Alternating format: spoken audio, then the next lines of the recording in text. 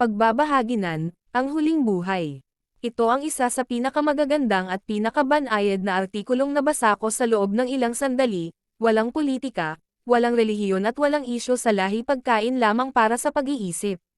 Alam mo, ang oras ay may paraan para mabilis na gumalaw at hindi mo namamalayan ang mga lumilipas na taon.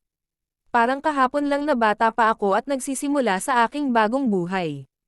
Gayunpaman, sa isang paraan, tila mga taon na ang nakalipas, at iniisip ko kung saan napunta ang lahat ng mga taon. Alam kong nabuhay ko silang lahat.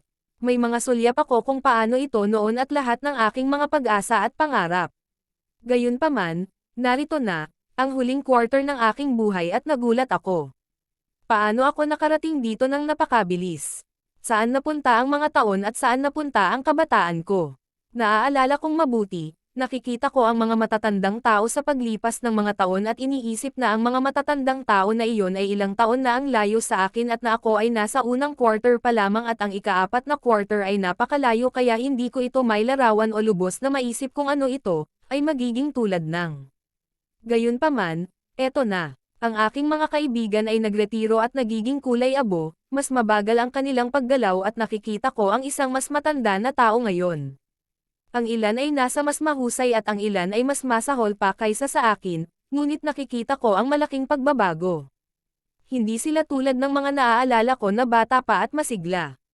Ngunit, tulad ko, ang kanilang edad ay nagsisimula ng magpakita at kami na ngayon ang mga matatandang tao na dati naming nakikita at hindi naisip na magiging kami. Sa bawat araw ngayon, nalaman ko na ang pagligaw lamang ay isang tunay na target para sa araw na ito at ang pag-idlip ay hindi na isang treat. Ito ay sa pilitin dahil kung wala ako sa aking sariling kalooban, matutulog ako sa aking inuupuan. At kaya, ngayon ay pumapasok ako sa bagong panahon ng aking buhay na hindi handa para sa lahat ng sakit at paakit at pagkawala ng lakas at kakayahang pumunta at gawin ang mga bagay na sana ay nagawa ko, ngunit hindi ko nagawa.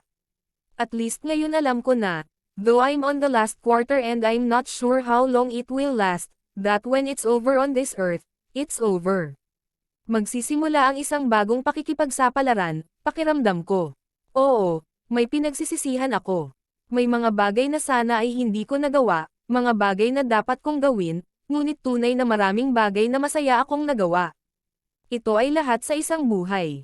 Kaya, kung wala ka pa sa huling quarter, hayaan mong ipaalala ko sa iyo na darating ito ng mas mabilis kaysa sa iyong iniisip. Kaya, ano man ang gusto mong magawa sa iyong buhay, gawin mo ito ng mabilis.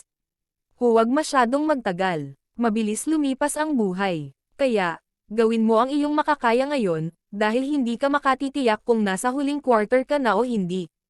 Wala kang pangako na makikita mo ang lahat ng mga panahon ng buhay. Kaya, mabuhay para sa araw na ito at sabihin ang lahat ng mga bagay na gusto mong maalala ng iyong mga mahal sa buhay at umaasa na pinahahalagahan at mahal ka nila para sa lahat ng mga bagay na nagawa mo para sa kanila sa lahat ng mga nakaraang taon. Ang buhay ay isang regalo sa iyo. Maging masaya, magkaroon ng magandang araw. Tandaan, kalusugan ang tunay na kayamanan at hindi mga piraso ng ginto, pilak o nakalimbag na mga tala o kahit na ari-arian. Maaari mong isipin, ang paglabas ay mabuti ngunit ang pag-uwi ay higit na mas mabuti. Nakakalimutan mo ang mga pangalan ngunit okay lang dahil may mga taong nakakalimutan na kilala ka pa nila. Napagtanto mo, hindi ka talaga magiging mahusay sa anumang bagay tulad ng golf ngunit gusto mo ang nasa labas. Kaya, gawin mo. Ang mga bagay na dati mong inaasikaso na gawin, hindi ka na gaanong interesado ngunit, talagang wala kang pakialam na hindi ka gaanong interesado. Mas natutulog ka sa lounge chair na nakabukas ang TV kaysa sa kama, ikaw tawagin itong press sleep. Kung nag-enjoy ka, gawin mo lang, nami-miss mo ang mga araw kung kailan gumagana ang lahat gamit lamang ang isang on, at off, switch. May posibilidad kang gumamit higit pang 4 na letrang salita ano, at kailan. Marami kang damit sa iyong wardrobe, higit sa kalahati nito ay hindi mo kailanman isusuot ngunit kung sakali. Maganda ang luma, comfortable ang luma. Ligtas ang luma, mga lumang kanta, mga lumang pelikula, at pinakamaganda sa lahat, mga kaibigan noon. Kaya, manatiling mabuti. Old friend, have a fantastic day, magkaroon ng isang kahangahangang quarter. Alinman ang nasa lugar ka. Mag-ingat. Ipadala ito sa iba pang, mga lumang kaibigan, at hayaan silang ngumiti bilang pagsang-ayon. Asterisk hindi kung ano ang iyong natipon. Ngunit kung ano ang iyong ikinakalat ang nagsasabi kung ano uri ng buhay na iyong nabuhay.